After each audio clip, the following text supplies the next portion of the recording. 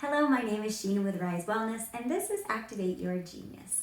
This week I am exploring Richard Rudd's book, The Gene Keys, and this is the 19th gene. This is the Shadow of Codependence. This is the gift of sensitivity, and this is the Siddhi, or the highest destiny path of sacrifice. So when we think about the 19th shadow, this is deeply rooted in our ancestry. Basically, codependence refers to the state of consciousness below independence. So independence refers to relying solely on ourselves, where codependence relies on external agents. So in our species, we have relied on nature, and therefore we anthropomorphized it, which I could never say that word right. But basically, we meant that we created gods to represent that agency. We worshipped it. We worshipped these aspects of nature that were keeping us alive. So basically, when we think about all world religions, they're actually built upon the 19th shadow frequency. So our relationship with God, or a set of gods, is really a codependent relationship because it's based on this need for this outside authority. So as long as we believe that God is outside ourselves, then we remain on this shadow frequency. The vibration of human suffering depends on the existence of this external authority, and therefore it exists. Therefore, we believe that God exists on this higher frequency than us. This ultimately is the definition of playing the victim, which we know at this point is the underlying theme in all of these shadow frequencies. So I know for myself, growing up Catholic, I was raised to believe that God was this almighty white dude with a beard. He reigned supreme. He lived in the heavens, which were the clouds. And this God would either bless me or damn me, depending on, how I was behaving. So I was always at his mercy. I could always play a victim to circumstance based on this God and how he was perceiving me that day. So the programming partner of this gene is the 33rd shadow of forgetting. So in creating a God that was outside of ourselves, we actually forgot the power that lies dormant within us. So it's funny, I've actually had a lot of discussion this week about organized religion, and more specifically the St. Augustine doctrine regarding original sin. And this was the idea that we are born with this sin, with these character flaws, this built-in urge to do bad things, that it gave the church a lot of power to cleanse us of all of these wrongdoings and forgive us of this original sin that we really inherited, this defective character. So since the dawn of man, our reliance has been on food. We can see this illustrated in Catholicism with the Last Supper, where Jesus is, creating, putting out all this food and having all these loaves of bread and turning water into wine and the whole nine. But this has always been just one aspect where our identity around God has been tied into food, and this tie into food is actually turned into this tribalism. And that's why with different cultures in different nations, they have this different diet, these different things that were essentially just available to them, and that's why these different cultures first evolved. Was because of the select food that they had in different areas. Now in today's world, modern technology allows us to ship food all over the world. So as we start changing our diets and manipulating our environments, we're starting to play God more. Through science and nuclear physics and genetics, humanity has this whole new relationship to God, that it's relinquishing this external fixation that God is an outside source. And as we do that, we're naturally progressing from a codependency to a state of independency. But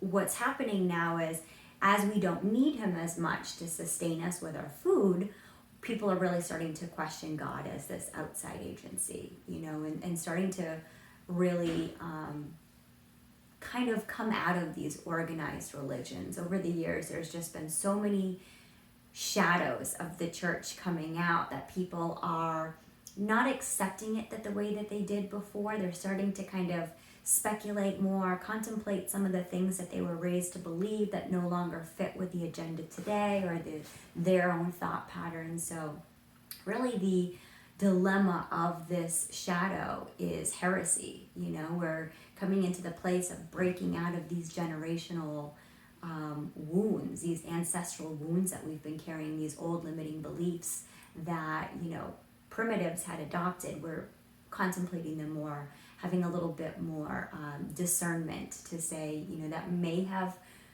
been socially acceptable at one point, but it no longer is. If you've never heard of Dr. Sebi, he's was a really amazing and interesting shaman. And he is interesting to research because he believes a lot of our illnesses have stemmed from that manipulation of our environment, where we have such a melting pot of food that we're exposed to these days, that if we want to cure our bacterial gut and a lot of the illnesses that we see, his concept on this is really going back to what your ancestors ate and eating that. So for us individuals, the transformation of the 19 shadow moves from the codependent relationship where the husband is the provider and the wife is the mother, the homemaker, stays home and takes care of the kids. As we are seeing this new level of independence, the women are more liberated and the infrastructure is changing, the parenting styles. So children are being a lot more collectively raised. They're being taught more things in school, in their church groups and their peer groups. So they're growing up a child of society more than from the tribal family dynamic that was once more prevalent. With all of these changes outside of the family dynamic and the organized religion, we are going to actually evolve past codependency. That'll be a thing of the past. This shadow will really be obliterated from the world. So in a recessive nature, these people are needy. These are the inward expression of this gene are the clingy people. They're afraid of being alone. They can't let go of the past. They create disharmonious relationships because they want to make people victims of their need. You can see this in a lot of parents. The parent has maybe some unfulfilled need or desire that they push onto their child to maybe accomplish this, see this, or put so much attention and focus on the life of their child that they may neglect their own. They're people-pleasing, they're, I don't want to say sacrifice because, as we'll learn, that's part of the gift, but they don't tend to themselves as a distraction because they're more invested in getting their needs met externally through their relationships. These people are usually likely to use guilt to get what they want, and a lot of these behaviors are subconscious, and that's why we do these videos and add the awareness to change these thought patterns or notice how they may show up in your life. So these are the people that are going to create all kinds of drama just to get attention. And to be honest with you, they usually evoke a lot of negative attention. And even violence is a form of this shadow frequency that can come out. In a reactive nature, these people are isolated. They want to loudly proclaim that they don't need anybody or anything, but they do it all in the company of others to get attention, to, they crave this, this belief, they want others to perceive them as so independent, but really they isolate themselves in front of everyone. They make such a spectacle. They show you how alone they are, and they crave all this attention. And even when you try to cater to them, they really just project their anger out onto you. They want to be left alone, but they don't really want to be left alone. They just want to create the attention and drama around their isolation. So you can sort of see how these two dynamics really form the stereotypical codependent relationship. So the 19th gift, this is the gift of sensitivity. This gift is about being highly attuned to the auric and energy fields around you. It's really being highly attuned to nature, to the needs of others. And this requires independence. You have to be free from others' feelings in order to feel them. You're not one with their feelings. You just notice the subtle energies around them when maybe someone is, going through it. You just sort of feel it around them. So one of the gifts of this gene might be the gift of touch, and a physical touch, but not necessarily. This gene is one of the most topical genes in the DNA, but when you think about touch and how we use touch and the language behind it, you might even think of when someone says like, oh, that really touched me. The way that they came over with flowers after my parent died, or that really touched my heart, warmed my soul. Those kind of expressions that we hear are really a part of this 19th gift, the way that people have this influence on us. And these are people that naturally make great healers and therapists. One of the rare phenomenons on this gift that Richard Rudd talks about is the gift of synesthesia. And this is the genetic link and ability to use or interpret your senses differently. So this might be sensing color with your hands, smell with your eyes. I'm part of this women's group that we basically do shadow work together. And in one of our exercises, it was all about let's try to taste something, when you're not tasting, or smell something that's not in the air. It's really just trying to add awareness of this ability, because most people have no idea that they have this ability simply because they've never explored it. They've never, known to do this or try it out.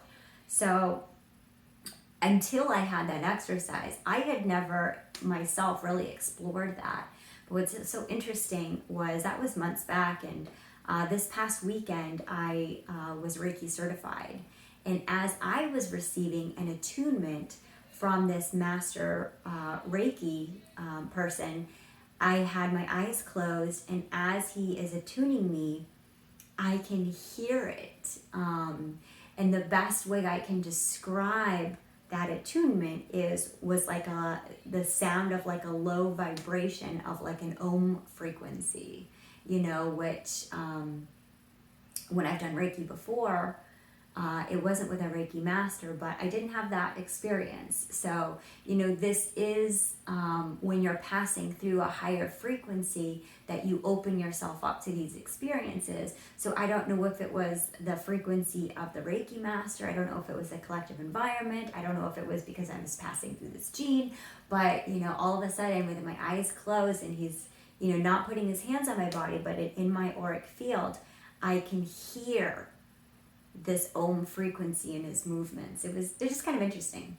And it's really considered to be like a byproduct of increased sensitivity to your sensory environment when you do start being able to play with your senses in these different ways. So if you have this 19th gift in your hologenetic profile, or if it resonates with you, I think it's really important to not discount how these genes show up in your life, because if you are someone to contemplate them, certainly as I have, but also you may just feel a connection to them. So whether or not it shows up in your profile, pay attention to that connection, because I know that from looking at my hologenetic profile and then from studying these genes, I have a connection to a lot of them, even though it's not in my profile. And this one definitely is a big one for me. But it is possible that you might find some patterns, if you haven't already, that may become more accessible, aware of you as you start contemplating this gene. But you'll start to really sense the emotional patterns in your auric field. It really allows you to see the world differently than a lot of people, and even gives you access to these different realms of magic. So, at a higher frequency, food is really life energy. You know, the ancients would refer to this as prana or chi. So if you have the gift of the 19th gene, or if this resonates deeply with you, you probably have an increased sensitivity to the living energy that connects everything. When your heart opens to this abundance and this connection to nature, you automatically lose your codependency and you step into your emotional independence. Like, as I mentioned before, in order to be able to sense the feelings of others, you have to be free from them to notice them. You have to relinquish the codependency, come to an emotional independence to sense them in a different way. And so if you've watched any of my other videos by now, you definitely see the pattern where the low shadow frequency is all about where are you playing the victim. It's rooted in fear, and a lot of it is just really rooted in our reptilian brain, and we are slowly stepping out of that and evolving into a higher dimensional species. But this higher frequency, all the higher frequency are coming from your love, are coming from your heart center. So through the higher activation of this gene, when you start to feel this connection to others and to all living things in your environment, you are feeling a deeper sense of connection. One of the other things that you may notice is because of this heightened sensitivity, you become more aware when you're acting out of your codependent tendencies, and you can feel the suffering so strongly in the world that as someone who's highly sensitive, you don't wish that on anyone. So you try to put more love into the world. You put more energy into healing the environment around you because you really just want to eradicate the suffering. You know, as we go through this evolution and we realize our connectedness with all things, even though, you know, like I always talk about, the gene is so full of paradox, even though we go from a codependency to an independence, we don't stop there. We just have to move through that passage to eventually go to an interdependence where we feel a deeper connection with everything. But through this heightened sensitivity and this feelings of this independence, we know that everything is connected, everything is a fractal of the same one. So you're treading lightly, being gentle, being more compassionate and empathetic with all living beings is how you wish to be treated. Do unto others as you wish others to do unto you, right? But you're doing this not only from the goodness of your heart, but certainly because you don't want to have these negative energies or these strong emotions brought back to you. So you want to give more love to the world so that the love comes back to you, right? So in all honesty, people with this gift do tend to suffer more because they feel everything on a deeper level. And a lot of people that have stepped into these higher realms of sensitivity, they are unlike a lot of others. I watched a documentary on high sensitivity recently that was either on Amazon Prime or on Gaia. And I forget what the percentage of people that have high sensitivity was, but it wasn't a lot. Maybe 10%, maybe less, maybe 6%.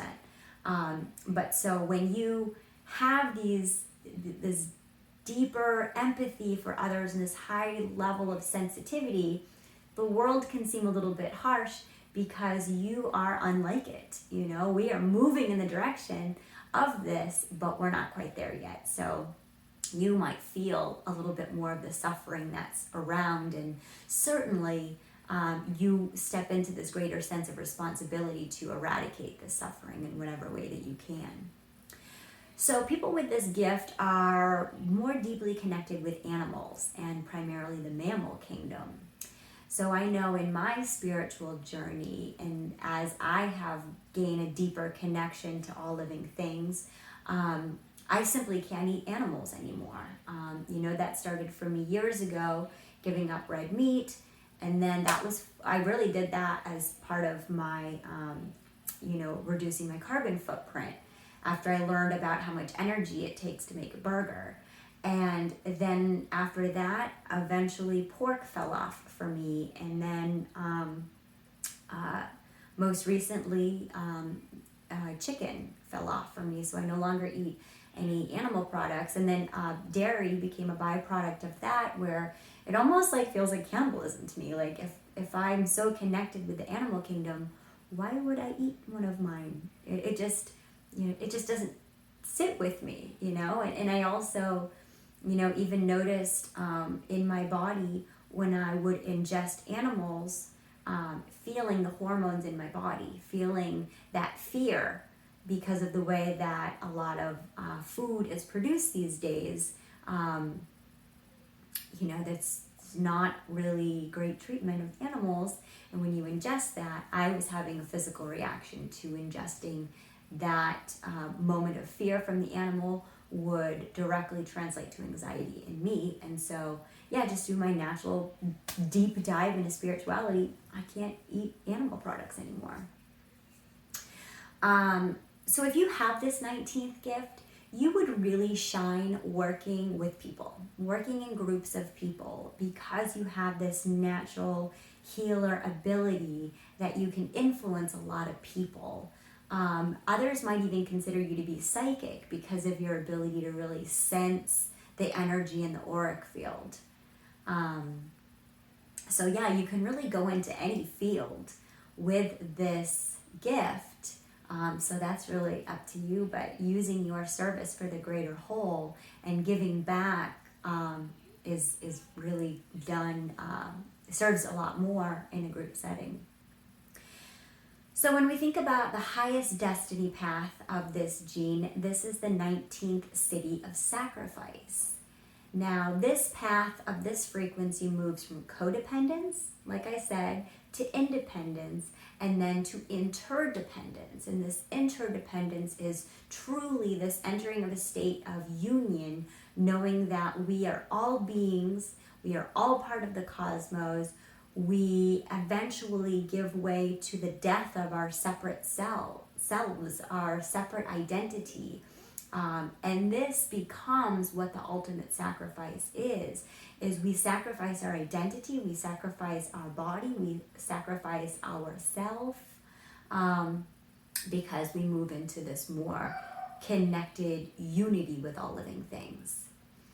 So this sacrifice is really only possible when you give your heart unconditionally to others. Because there's no self, there's no self-interest. Because there's no self-interest, there's no hidden agenda. You're living life much more transparently. You're living life with more compassion, more grace. You are more empathetic to all living beings. You have no... you're actually reborn into a higher dimensional being, which is how all of our species evolves. For every evolution, we go into a higher dimensional being. So we actually retain this realization of the greater self through this sacrifice. And in all of our incarnations, or really I should say in all of our evolved states, we eventually have to sacrifice the species that we were at one point. So, when we think about like Homo sapiens, before we could move on to the next phase of Homo sapiens sapiens, we had to eradicate the whole species of Homo sapiens. That's the process that we're in right now. So if you've watched my other genes, we've talked more about this evolution occurring. These children are being born with these highly attuned gifts, higher frequency dimension. These are higher frequency beings, so they feel things deeper. They don't have the same fear, survival of the fittest mindset that we have. and they are more involved in the collective we than they are in the I. So we are seeing these children being born now. Our families are adopting these children. So our lifestyles, the family dynamics are changing with these children entering our lives. As these children enter our lives, we might be experiencing this in our community too. So, it's a gradual phase out of who we are now and what we're doing now to give way to this new species arriving. So this Siddhi really invites us to attain this independence and just give in. It requires us to trust in the totality, to trust in the evolution unfolding. Richard Rudd uses the description of this gene of like when you are behind the scenes watching a movie being filmed. You see the director, you might see, the actors that are going to be in the scene, but then you see the actors out of the frame and they're reading their scripts and they're not dressed in costume. And when you have that perspective, you really see how that they add the movie magic afterwards. Or if you're watching a Broadway play and you're at the theater and you see, oh, this evil character over here is going to do this malicious thing to this character, but we can see that this character over here has no idea, but we get to see this varying perspective to know how these things are going to play out. Well, we don't have that luck. We don't see how it's all going to play out. We simply have to trust. And it requires us to really just surrender and have faith in the process that all will work out how it's meant to, how it's destined to. And it's hard to step in that trust sometimes. It's hard to not know what comes next, but have belief that it will all work out. I mean, especially on year, 2.5 years into a worldwide pandemic, it's hard to see what plays out over time. But as I read these genes and I go through these passages, it's so hopeful to see how everything is exactly as it should be, even when that can be hard for someone's highly sensitive to always take in. I mean, we're in these unprecedented times where we are seeing all of this death.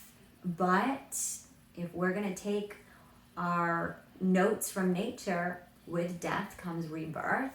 And with this rebirth and the time that we're going in right now, this rebirth is giving way to these newer high dimensional beings that come in with a higher activation, a higher frequency in their DNA. And it's something really special that we've got to make space for. That's not to say that I want this pandemic to continue. I certainly don't. I hate that people are losing their lives. But I also have to be a realist and look at the big picture of things that right now I'm a customer, I'm a viewer at home watching the movie after all the movie magic's been in. I'm not behind the scenes to see the director's cut, to see what's happening over here, to see how they've, changed the narrative and things are going to play out differently. Like we don't have that luxury. But it is through this Siddhi that you see how consciousness has traveled from various form to various form, and every single one has had a higher frequency than the one before. So life itself is this living chain of sacrifice because it keeps evolving.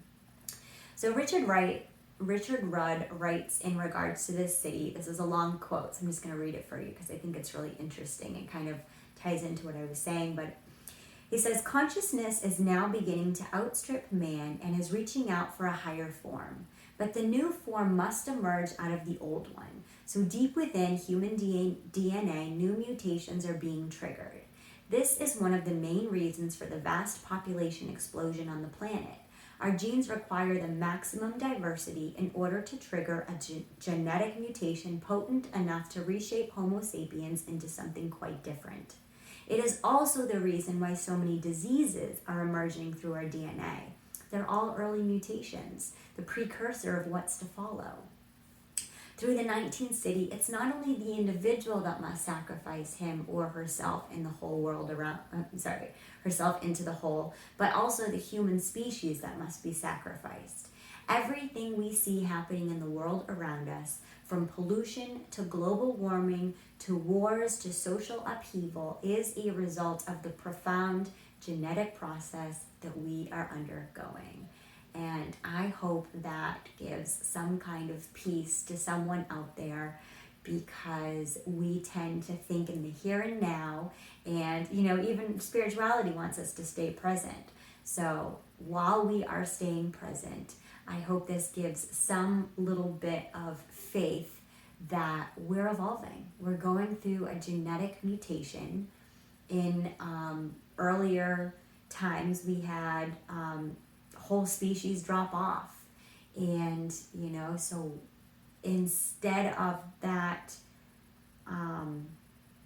dramatic drop off, it's happening simultaneously. So here we are, and then these new children are being born with this higher activation in their DNA. It's happening simultaneously. So these things might take hundreds or thousands of years to unfold. Nobody really knows. We just have to have faith, surrender in the process, trust the journey. It has always worked out, and it will always work out, even when we don't know what that looks like. So for those with the 19th Siddhi, their focus is really on the collective. Their focus is more about humanity than it is on them personally. These people know what's coming, and they just want to help us get through it, get through to the other side, because a lot of us don't see it coming and would rather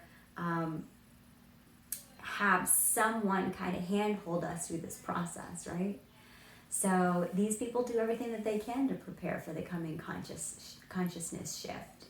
As I mentioned in my last video, we're seeing a lot more holistic businesses come out that are putting consciousness and service beyond profit.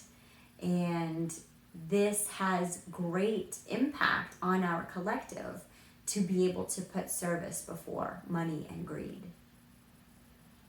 So every aspect of the Earth's consciousness must move through these 9 portals, which he classifies of initiation.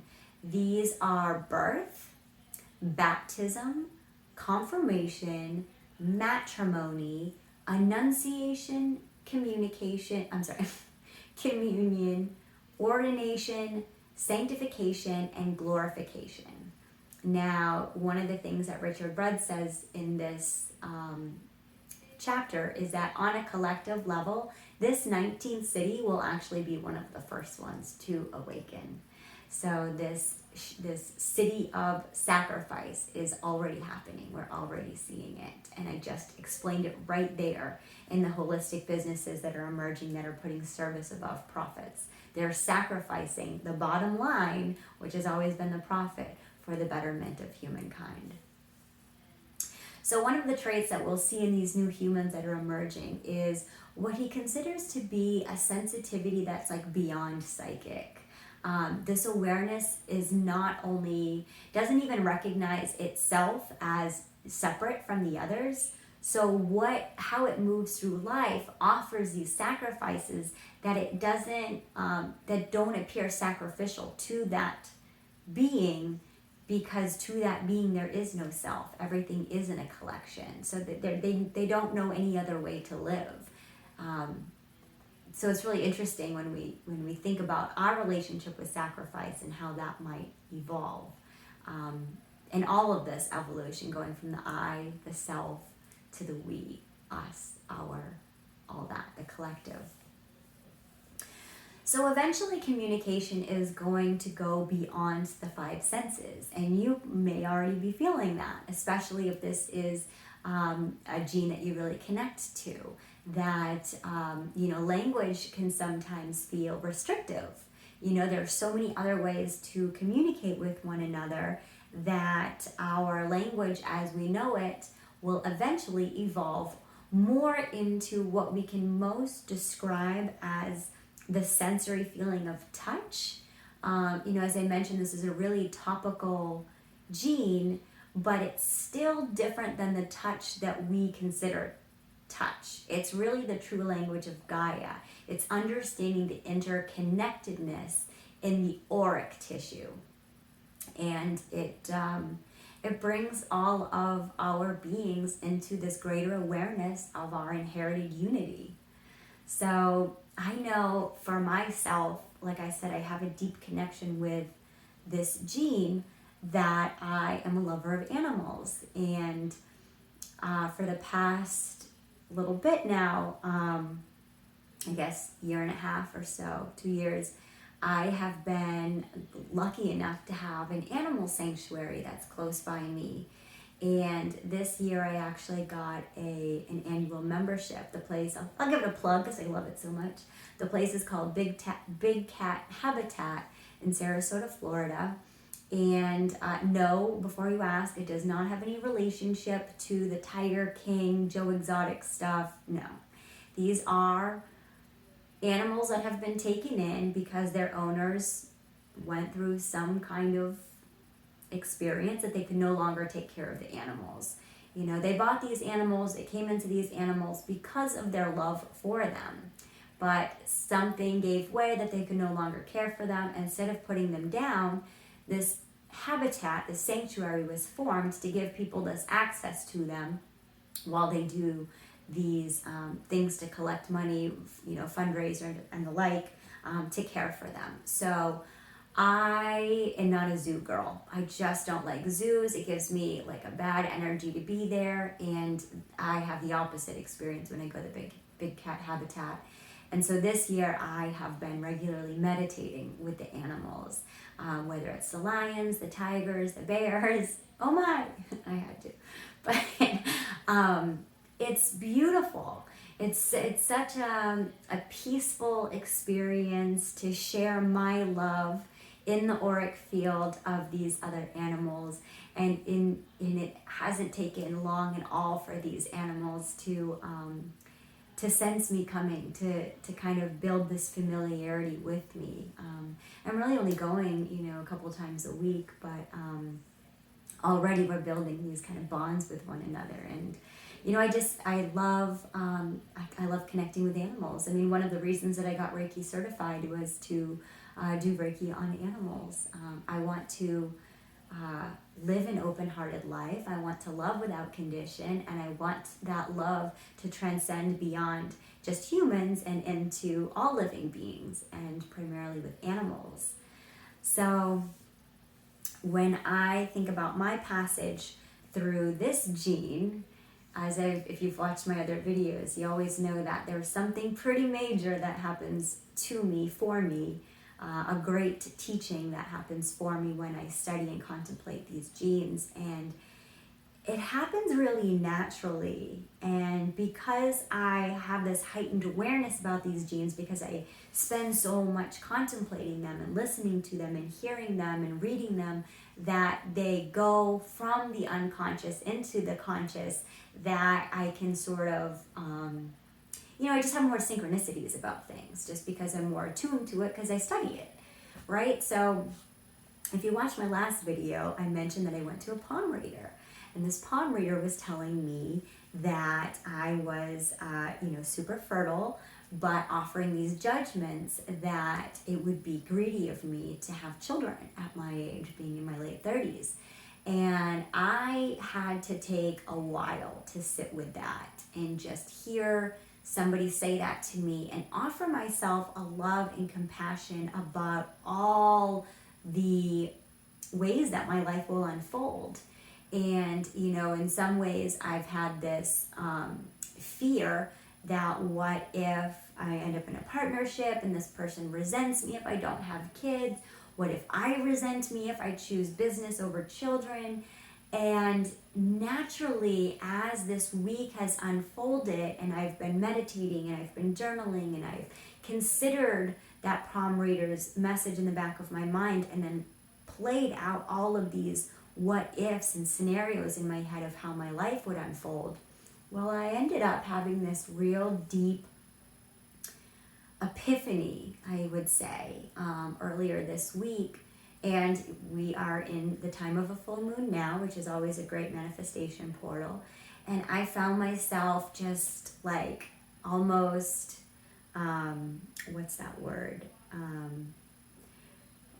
can't think of it now, but when I'm just kind of writing, it's like I'm just channeling this information. It's kind of just flowing through me. And I was just like channeling this manifestation of building my holistic wellness business and creating this huge environment, these communities where people gather for these sacred ceremonies, these workshops, this yoga, this living off of the land mentality, these gardens, the whole nine. And as I was manifesting this and thinking about this, a new little door opened, and I wanted to create a youth group to offer these spiritual retreats and workshops to these young girls. Maybe it would be co-ed too. I mean, certainly no judgment against offering that. But something kind of flowed through me that really metamorphosized my idea about being a mother. You know, there are some times in my life that if you ask me what my number one goal would be, it would be to be a mother. And then here I am about to be 39. I don't have any kids and I'm not married and I'm totally single. So I realized I've already sacrificed that subconsciously, that idea of being a mother. And I did it so unconsciously that it never felt like a sacrifice. And now that I'm in these kind of if we're gonna make it happen, we better make it happen. And I've kind of consoled myself through every outcome that I can confidently say today. I know that, I want to trust in the divine will of Source, that what will be will be. But today I can say that I would feel more confident in a decision to sacrifice my womb for the betterment of humanity, to put all of my energy, my life energy, my prana, my chi, into building this dream community that enriches the lives of all of these people, that gives back the service to the world, that heals, starting with our youth, and offers people these resources when they experience trauma or they experience hypersensitivity, to tend to themselves, to see their sensitivity as a gift. And so it feels really good to say that, where it really doesn't feel like a sacrifice anymore. It feels like the natural evolution in my life is to create this business or businesses that look out for the greater whole than what I feel like I would be able to accomplish as a mother of probably at this point just one child. So I always like to remind everyone that I'm on this journey with y'all, right? So as I share these teachings with y'all, these are the experiences that I've had, these are the awakenings that I've had, and so I share them to remind you how human we all are and how real these passages are, and the transmutation that happens in just a short amount of time by contemplating them. So when we think about activating your genius, so the dilemma of this shadow, as I said, is heresy. So I invite you to explore some of the generational patterns that you've adopted. Are you living them? Are you breaking them? Some of these religious concepts that you were born into, do they align with who you are today?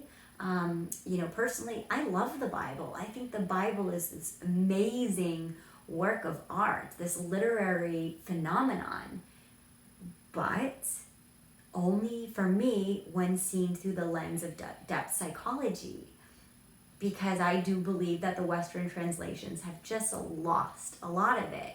But when you study it in a different context, you see all the laws of the universe in that Bible, and you just have to read it in a different lens to see all that nectar. So sacrifice in this highest destiny path is all about surrendering to trusting in the universe, and relinquishing your ties to these ancestral beliefs, religious ideals, these things that just no longer work for you. And maybe they worked for your mom or your grandmom or your great grandmom, but maybe they don't work anymore. Are you willing to sacrifice them, even if you are the first person in your family to let go of some of these beliefs? Maybe your family has stepped outside of that idea where the father is the breadwinner and the mother is at home. Maybe you have two working parents, or maybe the father is at home. There's so many different dynamics, but I invite you to look at how you are creating these new scripts that work better for you, and contemplating how this gene shows up in your life. I also invite you, if you have the ability to, whether it's on a farm in your area, an animal sanctuary, your pets at home, but I invite you to meditate with animals. Open yourself up to sending that unconditional love out to your animals. I also invite you, and this is a big ask, but to look at your relationship to others and noticing any of the codependence that might be there. Are you able to love without condition? Are you truly able to meet your own needs so that your overflowing loving cup can flow out into those around you, and you're not seeking that external validation for someone to meet your needs? Your cup runneth over, and therefore everyone gets the bounty of your love without expectation, without hidden agenda. So many of us, I think most of us, have at least one or two codependent relationships in our life. Are we able to cut the ties with those, or at least add a new awareness to how we are operating in those dynamics in case a change is available for us? So the mantra that I've been using this week is, I trust in the divine will of Source.